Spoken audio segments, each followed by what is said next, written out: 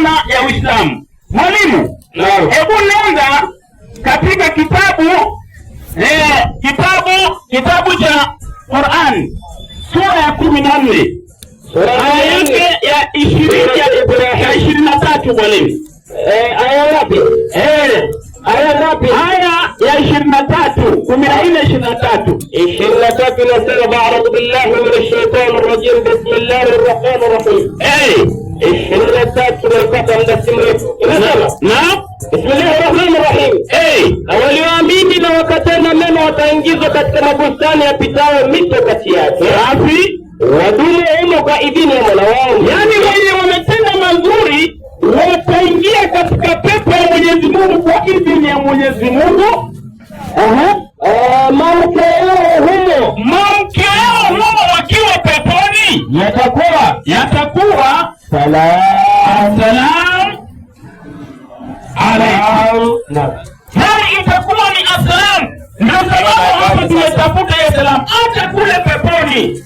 Mamkia ya wale baada ya kuingia peponi wakikutana itakuwa ni assalam. Hebu tuangalie Yesu alipokuwa katika dunia hii, wakati alipokuwa anakutana na wanafunzi wake, jambo la kwanza walikuwa wanasema nini? 24:36 kitabu cha Luka mwalimu. Itumie Biblia gani mwalimu? Yote mwalimu. Yote. Ishaeleweka mwalimu. Luka ngapi? Luka 24:36 mwalimu. 24:36 kitabu cha Luka hiki kisoma bismillah kinasema. Sema mwalimu. 24:36. Inasema. 36 inasema hivi. Naam. Na walipokuwa katika kusema habari hiyo, yeye mwenyewe alisimama katikati yao akawaambia. Yesu mwenyewe alisimama katikati yao akawaambia, amani iwe kwenu. Amani iwe kwenu. Ina maana ile salamu ambayo itakuwa kule peponi, assalamu alaikum, ndio hata wakati Yesu alipokuwa katika dunia hii, wakati alikuwa anapokutana na wanafunzi wake, jambo la kwanza maamkini ilikuwa ni assalamu alaikum. Maana yake ni amani iwe juu yenu. Kwa hivyo tumeshajifunza tukajua ya kwamba amani, Islamu maana yake ni nini? Maana yake ni amani. Hebu tuangalie, tuje katika Ukristo. Ukristo maana yake ni nini? Kitabu cha Samueli wa pili, Samueli wa kwanza 2:10, alafu piga tanidi yake mwalimu. Samueli wa kwanza 2:10. Acha nitumie hii yenye kuna tanbihi. Naam. Samueli wangapi? Samueli wa kwanza 2:10. Samueli wa kwanza 2:10. Hiyo ni version mzuri sana mwalimu. Hiyo ni version mzuri sana mwalimu. Mzuri sana mwalimu. Samueli wa kwanza ngapi? 2:10. 2:10. Inasema 2:10 kitabu cha Samueli wa kwanza inasema hivi. Inasemaje? 2:10. Kwanza andiko lenyewe linasema 2:10 inasema, na Ibrahimu aliposujudia akainama mpaka nchi, akamwambia, jinsi gani nimepata kibali machoni pako. Sio hiyo mwalimu. Samueli wa kwanza 2:10. Samahani, macho yangeruka kwa watu. Nilikuwa kwa Samueli. Pole mwalimu. Samahani. Naam. Samahani sana. 2:10 nimeipata. Inasema 2:10. Inasema hivi. Naam. 2:10. Samahani, 2:10. Inasema 2:10 inasema hivi. Naisema mwalimu. Washindanao na Bwana watapondwa kabisa. Wanaoshindana na Mungu watapondwa kabisa toka mbinguni. Yeye atawapigia radi. Mwenyezi Mungu atawapiga na radi. Naye atampa mfalme wake nguvu. Naye Mwenyezi Mungu atampatia mfalme wake nguvu. Toka mbinguni yeye atawapigia radi. Bwana ataihukumu miisho ya dunia. Naye atampa mfalme wake nguvu na kuitukuza pembe ya Masihi wake. Hapo jambo ambalo tunataka ni neno Masihi. nini? Ukisikia neno Masihi ama Mesia inamaanisha nini mwalimu? Inasema neno hili Masihi, ukisikia neno Masihi kwa Kiebrania, katika lugha ya Kiebrania neno Masihi maana yake ni mtiwa mafuta na mwenye kuwekewa wakfu kwa kutiwa mafuta, au ni mwenye kuwekewa wakfu kwa kutiwa mafuta ili awe mfalme. Jambo la kwanza anakuwa mfalme au kuhani. Jambo la pili anaweza kuwa kuhani au nabii. Jambo la tatu ni nabii. Kwa Kiyunani neno hili Masihi katika lugha ya Kiyunani, katika lugha ya Kiyunani ni Kristo. Dakika ngapi? 5. Haya, sawa. Kwa hivyo hapo tumepata kwamba ukisikia neno Masihi maana yake ni mtiwa mafuta katika lugha ya Kiebrania. Kwa hivyo hakuna pahali ambapo inasema neno Kristo maana yake ni dini. Hakuna. Hebu turudi sasa katika Qur'an. Mwenyezi Mungu anasemaje? 42:13 Qur'an. 42. Basi nzuri mwalimu. Iko mbali na mimi kidogo. Naam. Iko mbali na mimi. Yako siamini.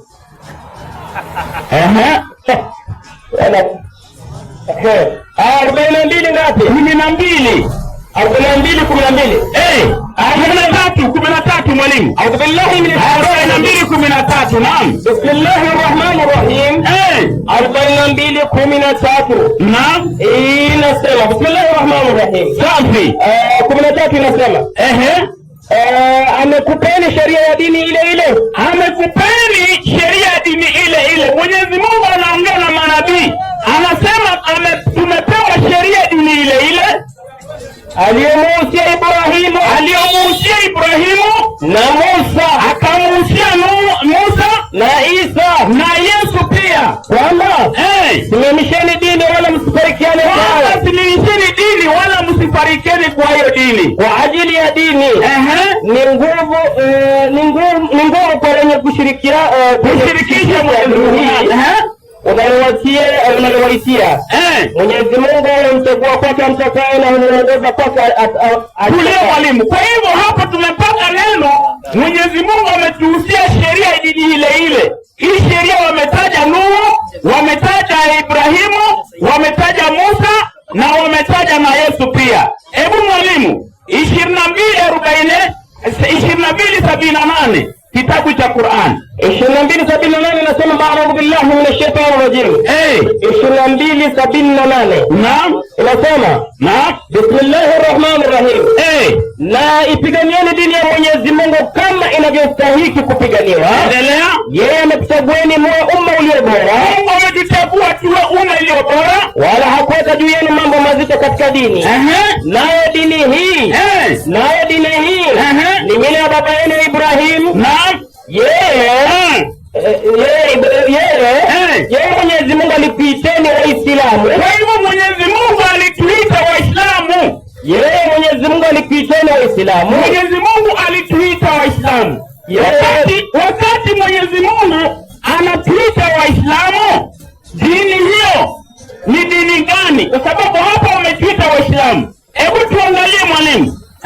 Mwalimu, hebu nenda katika ukurasa wa 46. Ukurasa wa 46. Walituita kule katika vitabu vya zamani. Naam. Biblia ya Kiafrika inasema hata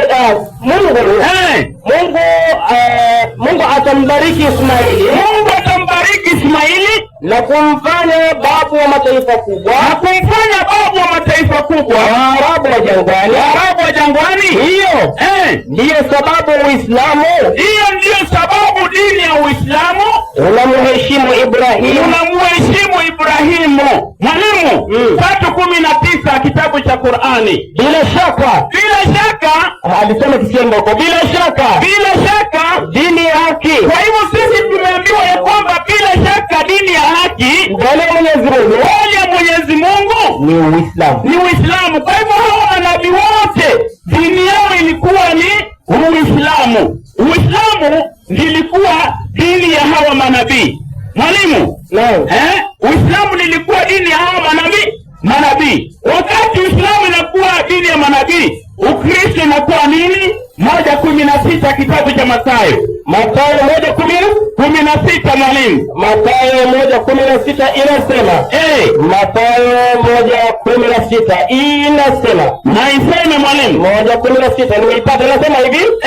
1:16. Naam. Inasema Yakobo akamzaa Yusufu. Yakobo akamzaa Yusufu. Naye Mariamu aliyemzaa Yesu. Aitwaye Kristo. Kwa hivyo ukisikia Kristo ni jina la mtu ambao sio dini. Kwa hivyo jina la mtu haiwezi kuwa ni dini. Muda umeisha. Bado dakika mbili. Naambiwa bado dakika mbili mwalimu. Bado naambiwa dakika mbili. Umejua? Haya mwalimu, endelea mwalimu. Tumeambiwa ya kwamba Ukristo, neno Kristo ni nini? Ni jina la mtu. Enda katika kitabu, piga imprimato. Imprimato gani? Imprimato gani? Kwa haraka. Kitabu gani? Timotheo wa kwanza 4:1. Timotheo wa kwanza 4:1 inasema.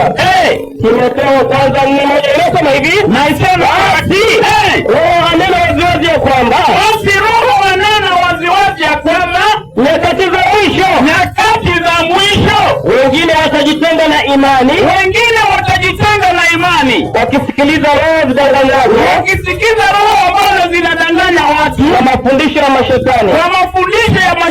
Maelezo yanasema katika siku za mwisho watu wengi watamuasi Kristo. Yesu na dini yake. Kumbe Kristo si dini. Kristo ni mtu, na huyo mtu ako na dini yake. Dini yake gani mwalimu? 3:52 mwalimu, Qur'an 3:52 Al-Karim inasema. Dini yake gani mwalimu? Bismillahirrahmanirrahim. 3:52 inasema. Bismillahirrahmanirrahim. Si mzuri mwalimu. Unataja mapema mwalimu. Si mzuri sana. Muda. 3:52 inasema kuna dini ya Yesu. Bismillahirrahmanirrahim. 52. Inasema hivi. Naam. Nimeipata. Inasema. Lakini Isa alipoona ukaidi wao umeshtadi. Yesu alipoona ukaidi ya watu imeinuka iko juu inaendelea. Yesu alisema, nani watakuwa wasaidizi wangu? Yesu anauliza wanafunzi wake, nani atakuwa wasaidizi wangu? Kuendea katika kuitangaza dini ya Mwenyezi Mungu. Wanafunzi wake wakasema, wanafunzi wa Yesu wakasema, sisi ni wasaidizi wa kutangaza dini ya Mwenyezi Mungu. Tunamwamini Mwenyezi Mungu. Na ushuhudie kwamba sisi tumejisalimisha kwa Mwenyezi Mungu. Kwa hivyo wanafunzi wa Yesu wanasema wao ni Waislamu. Umejua na katakata kwa siku hataki ufike hapo. Tutafika tu wale. Wacha kuwa na wasiwasi wewe. Haya, muda umeisha. Ndio hiyo. Asante sana. Tunakukaribisha mwalimu wa Kikristo naye atuambie dini ya Mwenyezi Mungu ama ya mitume na manabii ndio gani?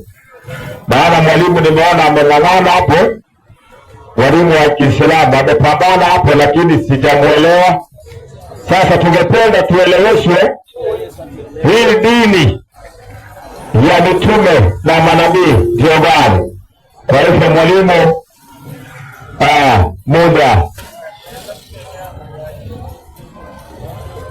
tunamkaribisha mwalimu Onyango. Mwalimu Onyango.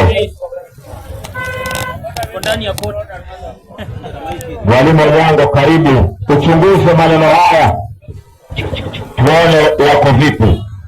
Dakika 20. Asante, barikiwa. Kwanza na wasalimu wa Kristo, Bwana asifiwe. Amen. Waislamu, assalamu alaykum.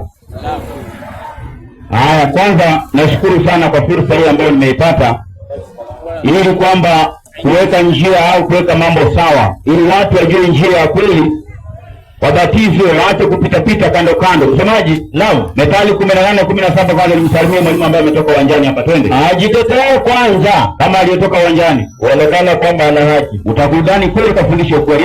Lakini jirani yake Onyango huja na kumchunguza. Wacha nimfanyie postmortem kidogo nione kama aliyofundisha hayo ni kweli au kuna maneno ambayo alikuwa ameweka magugu amegunibuni. Kwanza alifundisha alianza na jina amani. Sawa msemaji? Naam. Na akasahau kibibilia maandiko kuna amani mbili.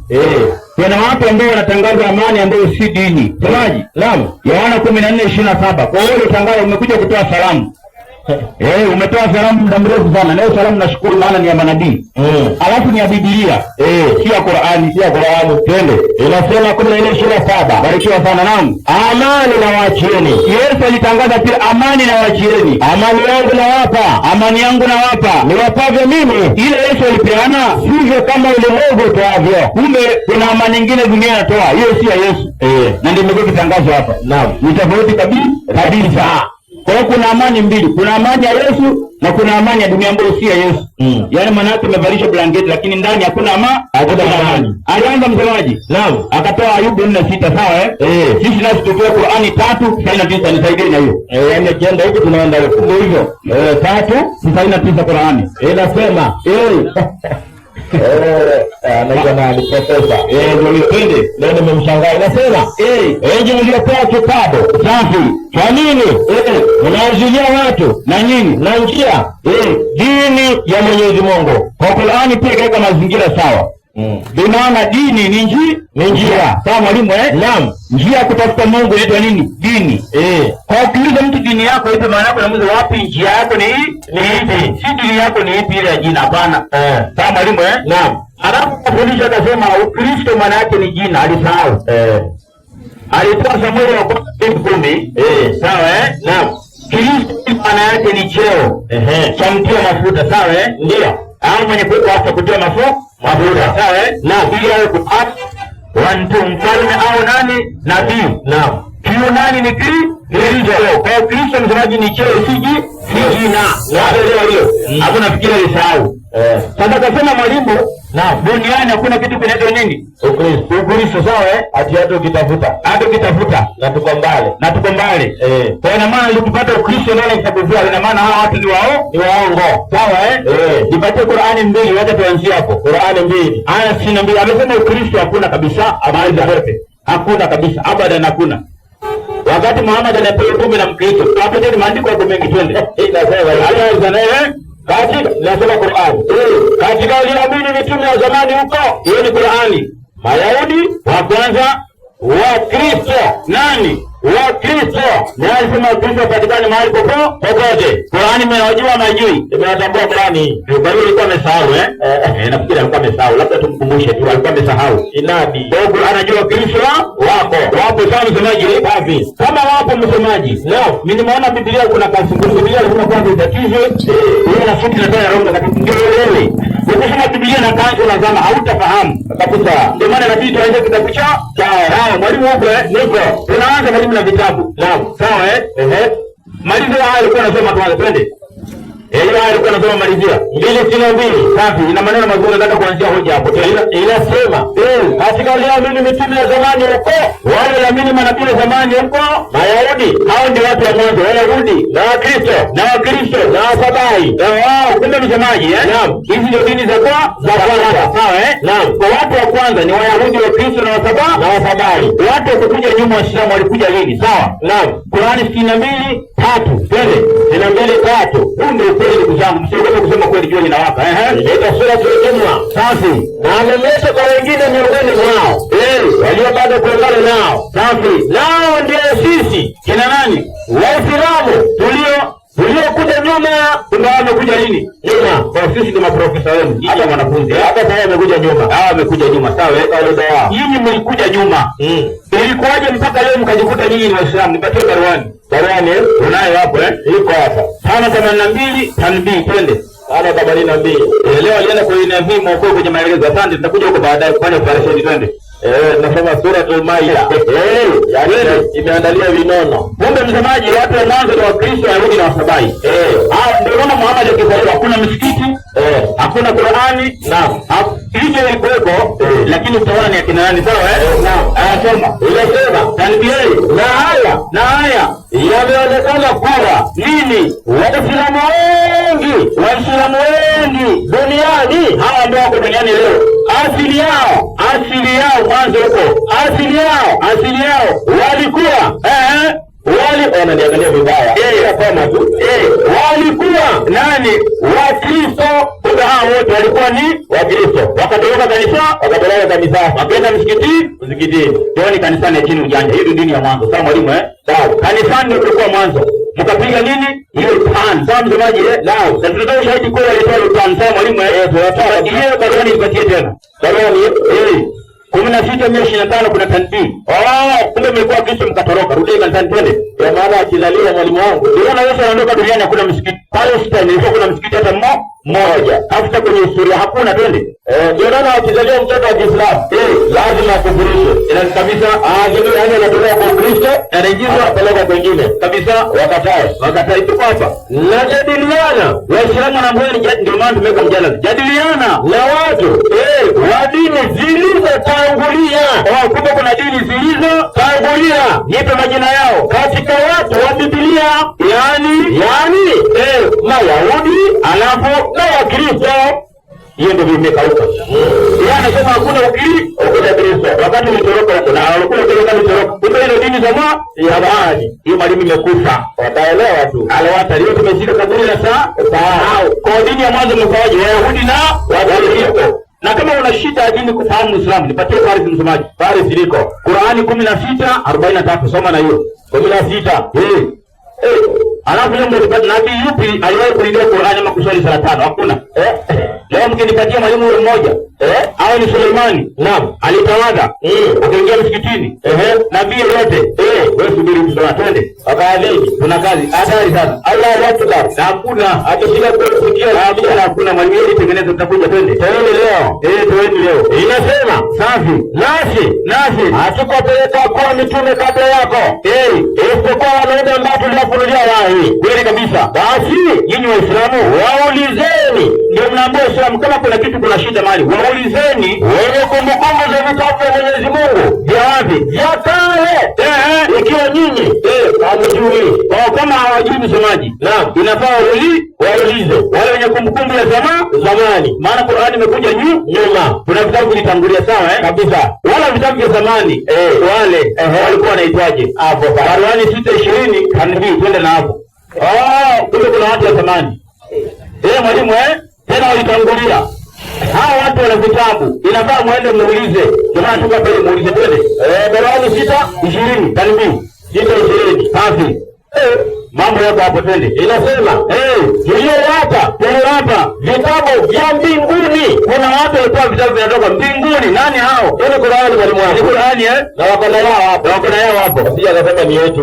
Tuliyowapa vitabu vya mbinguni. Safi. Wayahudi na Wakristo.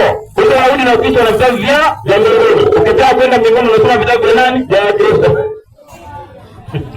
Kuna Qur'ani hakuna hapa. Hakuna. Funga hiyo. Hakuna viraka. Tulizo kama Biblia mwalimu. Naam. Tuanze sasa mambo rasmi sawa Naam. Hii maana nani mwanzilishi? Sawa Waebrania 12 aya ya 2 twende. Inasema safi. Tukimtazama Yesu mwenye kuanzisha, Yesu ndiye mwanzilishi na mwenye kukamilisha nini? Imani yetu. Kumbe imani yetu mwanzilishi nani? Yesu. Imekauka sawa kabisa. Ndio maana wale manabii utangulia kuanzia msomaji kwa wale wote kina Ibrahimu, Musa, twende Petro wa kwanza. Ibrahimu, Musa, Daudi, wale wote mpaka kuna Suleimani. Dini yao ilikuwa gani hapo? Nipatie Petro wa kwanza 1:10 na 11 twende. Katika habari ya wokovu manabii alitafuta safi na kuchunguza ambao walichukua habari za neema itakayofikia ninyi. Kweli kabisa. Wakatafuta ni wakati wapi? Walitafuta ni wakati wapi? Na wakati wa namna gani? Uliona na roho ya Kristo. Roho wa nani? Kristo Maisha aliyekuwa ndani yao. Ndio manabii wote msomaji. Naam, walikuwa na roho wa nani? Wa Kristo. Kwa maana manabii walikuwa wote nani? Wa Kristo. Unaona Hakuna nabii alikuwa Muislamu, hakuna. Labda kwa viraka na kubandika hakuna sawa Manabii wote walikuwa nani? Wa Kristo. Kwa nini mwalimu alikuwa Kristo? Maana alikuwa na roho wa Kristo. Lakini kwa Uislamu hakuna sawa 17 piga Bani Israeli 17 85 soma na hiyo. Yaani waliweka maisha yao kwa mikono ya Yesu. Basi mpaka mtume wao. Hiyo tunarudi baadaye kipindi cha pili twende. 17. Kama nina sana nasema. Na kuuliza habari ya Roho. Muhammad sema, ni jambo la usika na Mola wangu Mwenyezi Mungu. Nanyi Waislamu hamkupewa katika elimu ujuzi ile kidogo kabisa.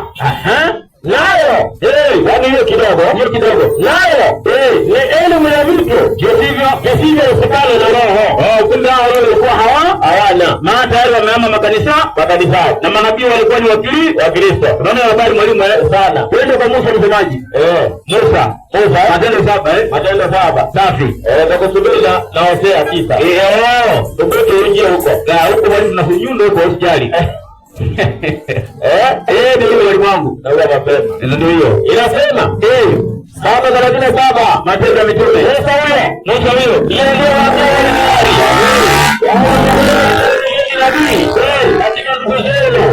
kama mimi safi. Msikieni yeye. Huyo Musa ndiye aliyekuwa katika kanisa. Wapi? Jangwani. Huyo Musa na watu wake wanaenda wapi? Kanisani. Imani ni wakili wa Kristo. Sasa msemaji, twende kwa Ibrahimu. Hata 29 wa Galatia. Inasema safi. Na kama ninyi ni wa Kristo. Kama ninyi ni wa Kristo. Safi. Basi mmekuwa wazao wa Ibrahimu. Tena na warithi nani? Sawa na ahadi. Kumbe msemaji wa Kristo. Naam, sawa na Ibrahimu sawa Naam. Dini yao moja na kwenda kurithi peponi. Mbinguni wanaingia bila wasiwasi. Kurudi ile mambo kwa Muhammad kidogo. Halali na haram. Umeona? Alisema Kristo hakuna kabisa, nataka nimuonyeshe mafundisho ya Muhammad. Anajua Kristo sana. Prove wrong. Tunamprove wrong ukurasa 223 soma. Ukurasa 200. Ndio. Hatari sana. 223. Alafu mkija mnisaidie Waraka bin Nawfal. Kama mwalimu Naam. Alikuwa dini gani? Huyo ambaye Muhammad msemaji aliposhikwa pale pangoni, alipelekwa kwake. Dini yake gani? Kija mtusaidie twende. Twende. Kipengele maana vipengele vingi hapa. Ukurasa 223 kuna kipengele cha dini hapo twende maona Inasema hivi. Na Muislamu.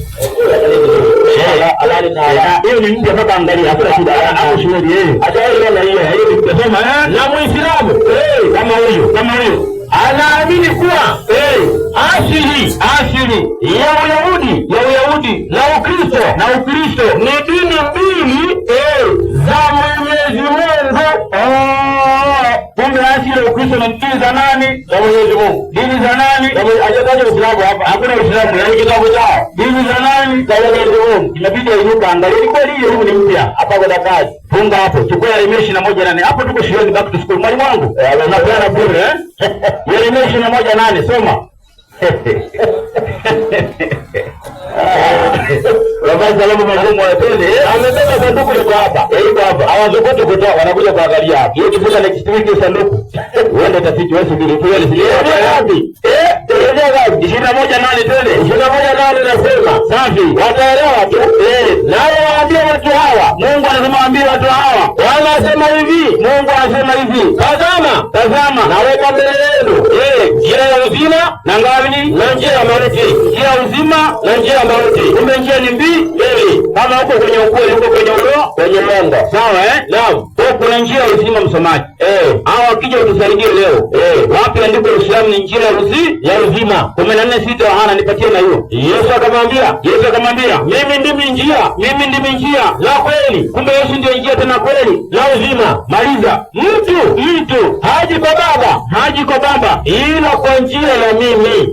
Lazima upitie kwa Yesu. Ukipiga chochote mwalimu nenda motoni. Hata Muhammad alijua sawa kabisa. Alijua nafasi kufuata Yesu sawa Ukimfuata yeye hajui. 46:9 Qur'ani soma. Yaani hapo umewapatia kibarua. Ndio. Hawajaila na hiyo. Mnafanya nini msikitini mnaenda huko? Hapo ni vyenu mnaandika na mseme. Sema. Tunasema mimi si kila mpya. Katika mitume Muhammad anaongea. Wala sijui nitakayofanya mimi. Hajui kabisa mtume hajui twende. Wala utakayofanya mtafanya nini? Kwa msemaji kifuata Yesu ni njia kweli na uzima. Na ukifuata Muhammad anasemaje? Motoni. Sijui vile mtafaa mtafanya. Wala hajui. Nyinyi mmesauliwa. Ndio kwa Yesu mlisauliwa na wakumbushaji. Kwa Yesu. Kwa sababu hawajui msemaji. Aliwaambiaje? Qur'ani 5:35 soma. Qur'ani 5:35. Basi twende. Muhammad anawaambia follow me at your own risk. Basi ndio hiyo. Na nyinyi mnang'ana yeye kwa korota. Follow twende. Wenye mliamini Waislamu, mcheni Mwenyezi Mungu. Kwanza mcheni Mungu. Na tafuteni njia. Tafuteni nini? Tafuteni njia. Kitabu gani unasoma hiyo? Qur'ani hiyo mwalimu wangu. Inawaambia Waislamu. Tena wakuja waangalie tena. Hawaiona tena hii. Tunasema na tafuteni njia ya kufanyaje? Ya kufikia pepo yake. Alifundisha akasema dini ni njia. Kwa hiyo wanaambiwa watafute nini? Njia. Kwa hiyo maana hawana nini? Hawana njia. Sawa Kwa hiyo inafaa tuwape njia. Maana hawana njia. Walitoroka njia za zamani. Sisi kama nilipata mwalimu wao. Unanipata vizuri kabisa. Maana kule nyuma msemaji kabla ya Muhammad na wale babu zake ilikuwa kuna Waislamu, hakuna anadabu kwa ushahidi. Hilo ni vumbi kweli. Qur'ani 22:29 soma. Wamepaka haja kwa kitabu amerudisha. Hadi vitabu vyao. Twende. Inna lillahi wa inna ilaihi rajiun. Twende. 22:29 zambi. 22:29.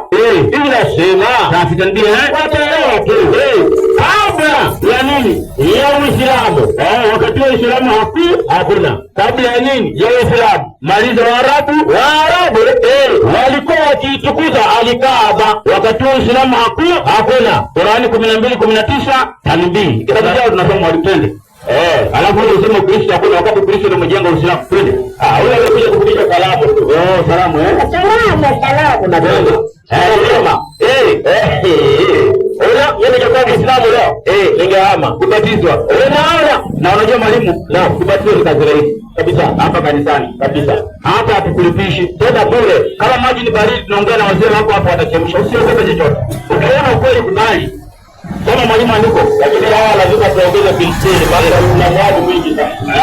Inasema, unaona wauzana kulikopa zaidi ya miaka 1400 safi kabla ya kuja dini ya Kiislamu. Hii dini ya Kiislamu aliyokuja nayo nani? Nabii Muhammad. Kumbe mwalimu shekte dinaendelea wakati wa Uislamu hakuna. Swali, wale walikuwa na dini gani wakati Uislamu hakuna? Hapo Maka hakuna, zanguaje? Hata walikuwa na hiji. Walikuwa na maisha mtume hapo. Iko pale chini iko hapa mwalimu wangu. Kurasa 32. Wakati huo Muhammad akuta Waarabu, Uislamu Ukristo ndio ulikuwa ndugu zangu ndio watawala miaka yote. Sawa ndio hiyo anipatie habari ndio hiyo. Historia tuko, kimaandiko tuko, twende. Baada maana kuja uangalie tena, hujaelewa na hiki tena. Twende. Njoo uangalie hiki. Inasemaje? Maka. Hii Maka mnaiona saa hii. Mahali anaenda kila saa. Tangu kabla ya kuja Uislamu, kabla Uislamu hajakuja hata hujaingia Arabuni, twende. Ilikuwa ni mahali patakatifu. Kwa nini? Kwa Waarabu wote. Waarabu walikuwa na dini yao, hivi mnaona walikuwa nayo saa hii. Hata Muhammad alizaliwa kama mtawaje? Lakini Uislamu hakuna. Twende. Kila mwaka walikuwa wakija. Waarabu walikuwa wanakuja. Hadi wale makafiri. Walikuwa wakija. Kuhiji nini?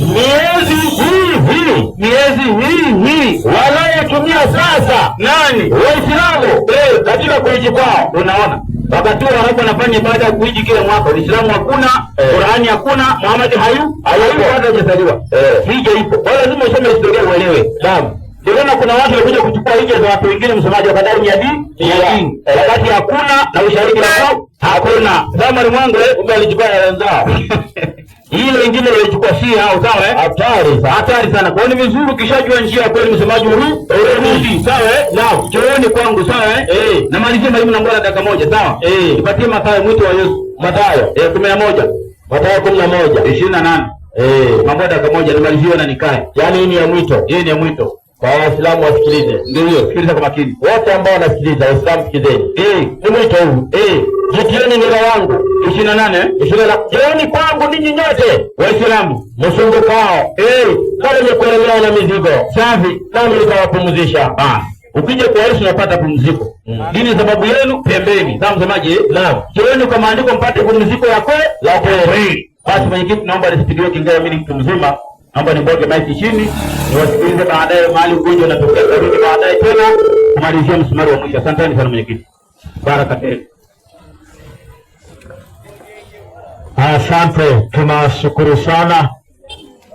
Kwa muda huo tulianza na dakika 20 Waislamu wakatumia dakika zao vyema kuonyesha kwamba dini ya mitume na manabii ni gani. Sasa wewe ni mtu mzima na uko na masikio ya kusikia na uko na macho ya kuona, kwa hivyo usitoke hapa bure. Tunaingia awamu ya pili ambaye tunaenda kupeana muda tena aribato, tunaenda kupeana muda. Tunaanza na mwalimu wa Kiislamu dakika 10.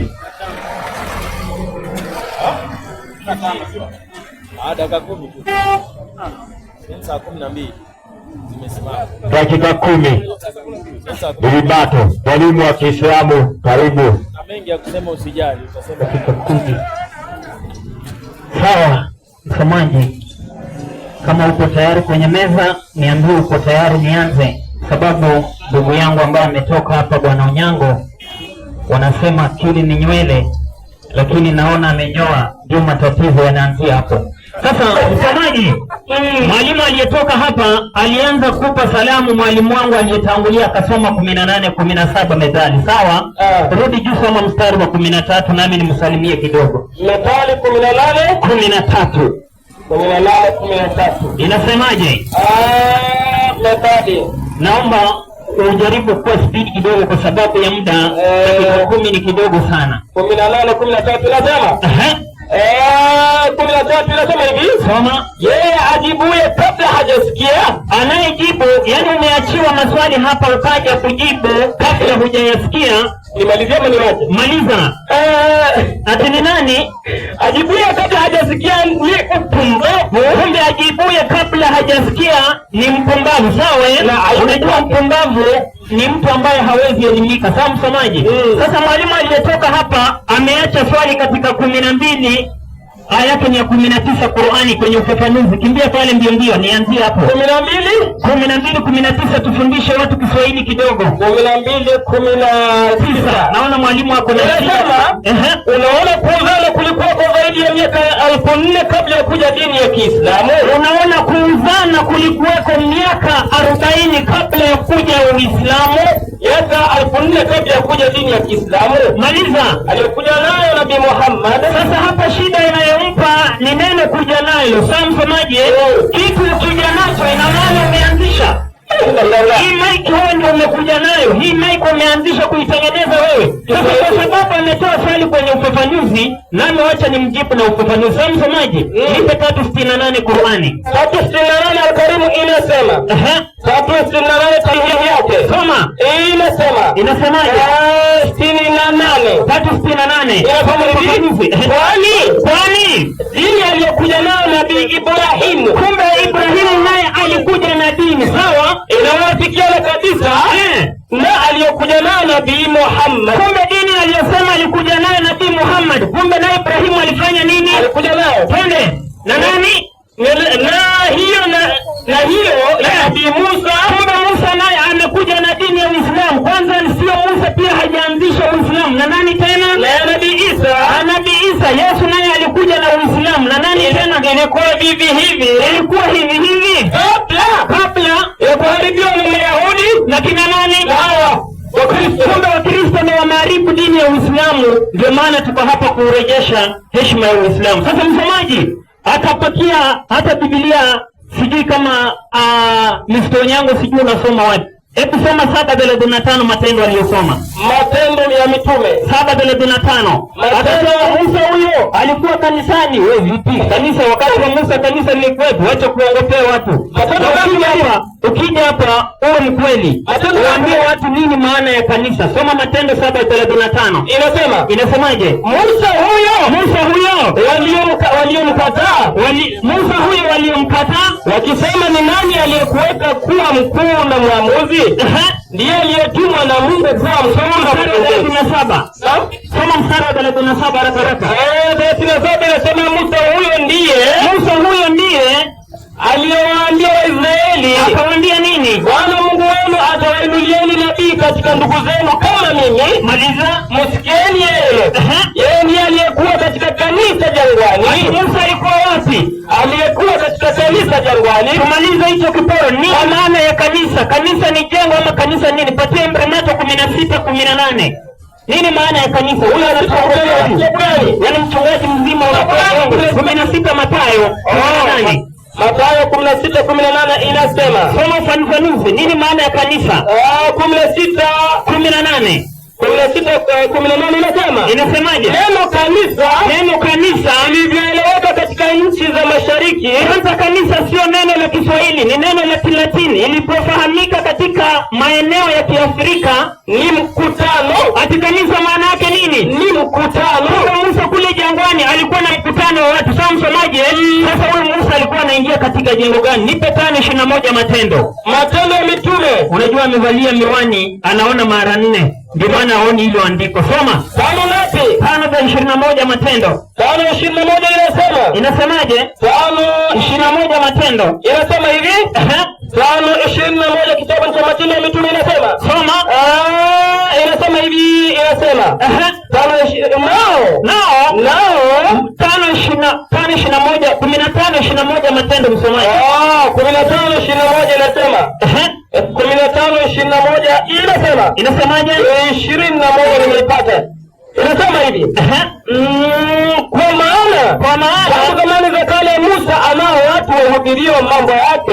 Wapi? Katika kila mji husomwa. Wapi? Kila Sabato. Wapi? Katika masinagogi. Kumbe mambo ya Musa yalikuwa yanasomwa wapi? Katika masinagogi. Nini maana ya masinagogi? Tafuta nyuma ya Biblia kurasa 129. Inasema Wayahudi. Sinagogi maana yake nini? Msikiti wa Wayahudi. Kumbe Musa alikuwa anaenda wapi? Msikitini. Ukikuja ufute ile andiko hapo ndani. Ukija ulitoe ndani ya Biblia tusome. Sasa msomaji, sasa tuwafundishe watu dini ya kweli ni dini gani? Alianza na 3:99 kufafanua nini maana ya dini. Akasema dini maana yake ni njia. Sasa msomaji, usiende kule, nipatie 27:11 kitabu cha Zaburi.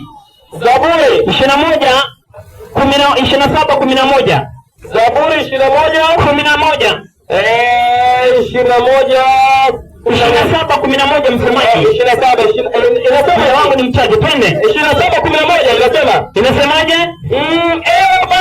Ewe Bwana, unifundishe njia yako. Kumbe Daudi anaomba Mungu, anasema unifundishe njia. Njia maana yake dini. Unifundishe dini yako. Kuniongoza katika njia iliyonyooka. Kumbe Mungu, Daudi anaomba Mungu amuongoze katika dini iliyofanya nini? Dini iliyofanya nini? Hiyo dini iliyonyooka ni dini gani ambayo Daudi anaomba aongoze? Ndanipatia 6:126 Qur'ani. 6:126 Al-Karim inasema. Soma msomaji, twende. 6:126. Ya 26 inasema hivi. 6:126. Daudi anaomba Mungu, anasema niongoze katika njia, yani dini iliyonyooka. Dini inasemaje? Na hii dini ya Uislamu. Na hii dini gani msomaji? Hii dini ya Uislamu. Hii dini gani msomaji? Hii dini ya Uislamu. Maliza. Ndio njia ya Mola wako iliyonyooka. Kumbe Daudi anaomba Mungu amuongoze katika njia iliyofanya nini? Na dini iliyonyooka ni dini gani? Uislamu. Kwa hivyo Daudi alikuwa dini gani? Uislamu. Nipatie Petro wa kwanza 1:10. Amesoma yeye akaimwagia mtama. Soma. Petro wa kwanza 1:10. Petro wa kwanza 1:10 inasema. Soma. Petro wa kwanza 1:10. Inasemaje? Kidogo tu nimpate huyu Petro. Petro wa kwanza 1:10. Uone kadogo. Wa kwanza 1:10 inasema. Soma. 10 nimeipata, inasema hivi. Kwa hiyo ndugu, jitahidi zaidi na kufanya imara. Petro wa kwanza msomaji 1:10. Petro wa kwanza. Petro wa kwanza 1:10. Unasoma gani? Ilikuwa wa pili samani. Inasema bali ajili kwa kuwa amesoma 1:10 Petro kwanza, msomaji. Unasoma andiko gani? Haya. Inasema 1:10 inasema hivi, manabii walikuwa habari za wokovu, walikuwa habari za wokovu. Manabii walitafuta, manabii walifanya tafuta na kuchunguza. Kufanya nini msomaji? Kuchunguza. Manabii walitafuta na kufanya nini? Na kuchunguza. Vitu ambacho manabii walitafuta na kuchunguza kilikuwa kitu gani? Nipo 14:15 Qur'ani. 14:15. Anatuambia wao wanatafuta kitu gani? 14:15. Inasema bismillahirrahmanirrahim. Twende 14:15. Inasema hivi, 14:15 inasema walitafuta kila njia za kushinda Uislamu. Walitafuta, ndio maana huyu amekosa kutafuta kona za kushinda Uislamu wasivipate. Kumbe hawakufanya nini? Hawakufanya nini? 21:32 Mathayo. Twende mbio. 21:32 Mathayo. Yohana anasemaje? 21:32 kitabu cha Mathayo. 21:32 inasema hivi. Inasemaje? 21:32 inasema inasema hivi. 32 inasema sababu Yohana alikuja kwa njia ya haki. Yohana alikuja kwa dini ya nini? Ya haki. Yohana alikuja kwa dini ya nini? Ya haki. Hiyo dini ya haki inaitwaje? 3:19 kwa bila shaka dini ya haki. Mwenyezi Mungu ni nini? Uislamu. Ni nini? Uislamu. Ni nini? Uislamu. Sasa sarabani watu watakaopata kwa kukataa Uislamu, nipatie 5:82 Qur'ani. 5:82 inasemaje? Bismillahirrahmanirrahim. 5:82 Qur'ani. Inasemaje? 5:82 naipata muda mchache inasema. Bismillahirrahmanirrahim. 5:82 inasema, soma. Bismillahirrahmanirrahim. Inasema hivi. Samahani mwalimu. Inasema hakika utawakuta walio maadili 75 haraka. Hii inasema basi Mwenyezi Mungu atawalipa kwa yale waliyosema bustani peponi zipitazo mbele. Sasa akasema kwamba hii dini ya Uislamu anataka andiko watu Uislamu ni njia ya uzima na milele. Sasa msomaje? Muda umeisha. Fuatana na sasa bahati yako. Haya. Hapa kuna maneno. Asante sana. Tunazidi kuelimika na kujifunza, na kila mtu nimesema una masikio ya kusikia na uko na macho ya kuona. Sasa mwalimu amekuja, amesema yaliyo yake, lakini tutamuita mwalimu wa Kikristo tena kwa dakika 10 aweze kumchunguza.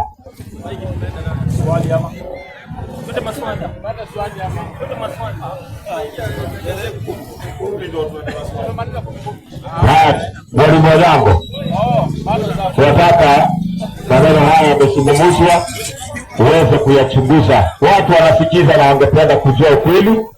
Dakika 10 zako. Msemaji, maiki hauna? Tamani sana. Haya, 1 2. Mambo mazuri. Kwanza mwalimu, kijana mdogo ametoka uwanjani, naona anajaribu kufanya mazoezi kwenye uwanja wa vita. Kijana utazama, hata bahari kubwa ndio tutaanza hivi. Ndio ya pili. Kijana huyu bali yangu na aya metali mwalimu. Metali hapa ndio melala. Ukija na metali kijana utakimbia. Kwanza nipatie Ayubu 11:2. Twende, nipatie zawadi yake. Ayubu, Ayubu 11:2. 2 na 3 tibu na hiyo kwa daru. Atibu na metali baadaye msomaji. Sasa kibana watarudi hapo. Twende. Je, huu wingi wa maneno kijana ametoka hapa. Usijibiwe. Upende kupata majibu na kanzi yako nyeupe kweli. Twende. Na mtu aliyejaa maneno kama huyu. Je, ahesabiwe kuwa na haki? Je, majivuno yako. Haya majivuno umeleta hapa leo. Yananyamazisha watu. wawe kimya. Hauwezi kunyamazisha abadan, haiwezekani, haikuwa na haitakuwa. Kitu nimeona msemaji alikuwa hajajipanga, sawa kila akitoa aya anasahau, anapiga miss, akitoa anapiga mwamba, sawa anafanya dhambi. Nipatie mtume anasemaje? Mkweli mwaminifu, juzuu ngapi? Juzuu ya kwanza na ya pili, safi, ukurasa wa 150. Soma hadithi ya 316. Muhammad anasemaje? Muhammad alionyeshwa ujira thawabu ya umma wangu hata kiuchafu kidogo, kiondoa mtu msikitini